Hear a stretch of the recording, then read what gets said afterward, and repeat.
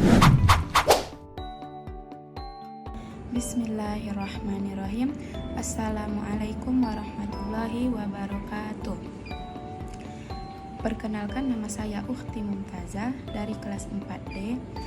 Saya akan mempresentasikan salah satu judul dari materi fikih di madrasah, yaitu untuk menyempurnakan tugas fikih di madrasah.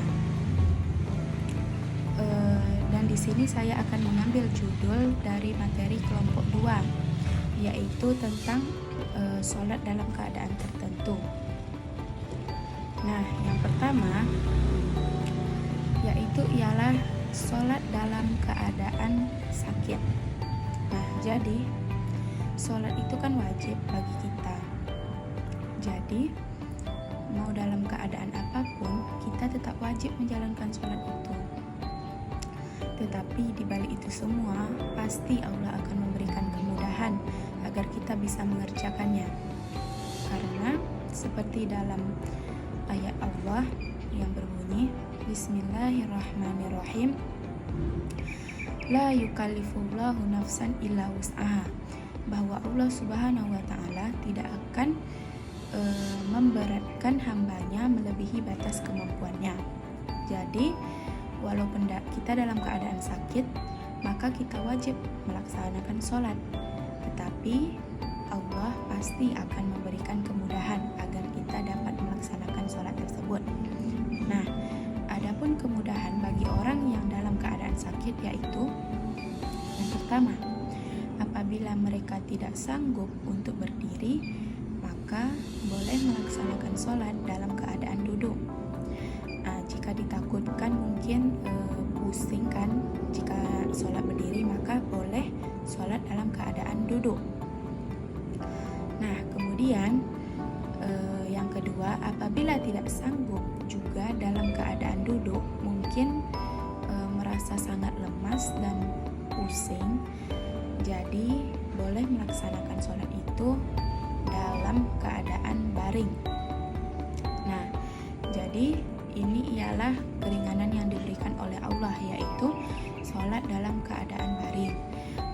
Jadi sholat dalam keadaan baring ini kita mungkin menghadap ke kanan ataupun menghadap ke kiri,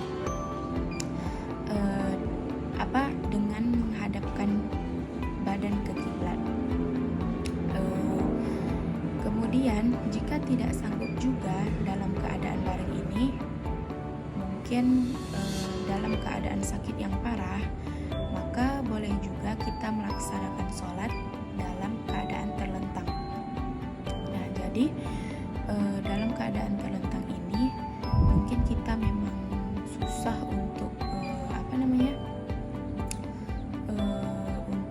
menghadap, untuk menggerakkan badan, maka boleh bagi kita untuk terlentang, yaitu dengan kaki menghadap kepada kiblat. Nah, mungkin kiblatnya sebelah sana, maka kita hadapkan kaki kita ke sebelah sana.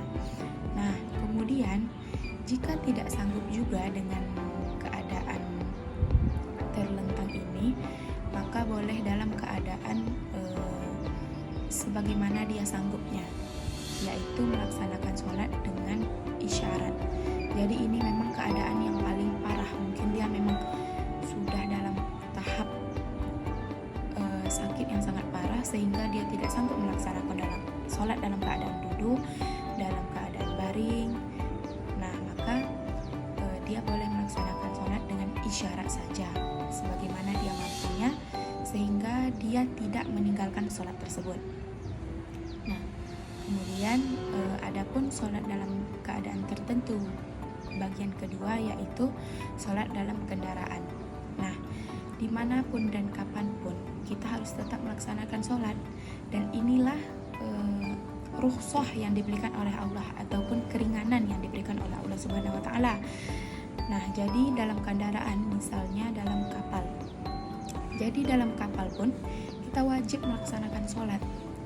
Nah, yaitu mungkin dalam keadaan duduk atau dalam keadaan berdiri sebagaimana bisanya kita. Jadi dimanapun dan kapanpun kita tetap wajib melaksanakan sholat. Nah, kemudian sholat dalam keadaan takut atau sholatul khauf.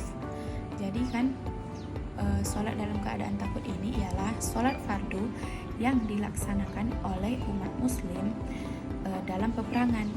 Jadi sholat ini mereka lakukan untuk melindungi mereka dari peperangan. Jadi inilah dia sholatul khauf, sholatul khaufi. Nah, kemudian adapun nilai positif yang bisa diambil dari sholat dalam keadaan tertentu ini ialah yang pertama, pastinya mendekatkan diri kita kepada Allah. Jadi hikmahnya itu kan mendekatkan diri kita kepada Allah, karena dimanapun dan kapanpun, dalam keadaan apapun, dalam keadaan sehat maupun dalam keadaan sakit, kita tetap melaksanakan sholat. Nah, maka ini membuat kita mendekatkan diri kepada Allah, karena kita selalu mengingat Allah, tidak meninggalkan kewajiban kita sebagai umat muslim. Nah, kemudian yang kedua, mendekatkan diri kepada Allah. Jadi inilah salah satu cara agar kita tetap dekat dengan Allah, karena apabila kita melaksanakan sholat, baik dalam keadaan sholat maupun dalam keadaan sakit, maka kita tidak akan lupa kepada Allah dan kita akan senantiasa dekat kepada Allah. Nah, kemudian manfaat berikutnya yaitu membuat hati lebih tenang. Ya, karena apabila kita telah menjalankan kewajiban kita dan tidak meninggalkannya, maka kita akan merasa lebih tenang tanpa berpikir, ya Allah ini dosa nggak ya, kayak gitu loh. Nah, jadi ini tuh akan membuat hati kita lebih tenang dan kita tidak akan gelisah dalam melakukan kegiatan-kegiatan lain. Nah, kemudian meningkatkan keimanan. Jadi manfaat terakhir dari sholat dalam keadaan tertentu ini ialah meningkatkan iman. Mengapa manfaatnya dapat meningkatkan iman? Ya, karena apabila kita dalam keadaan sakit saja bisa melaksanakan sholat, bahkan dalam keadaan sakit yang parah kita bisa melaksanakan kewajiban kita yaitu sholat, maka itu kita telah termasuk orang-orang yang bertakwa, orang-orang yang beriman.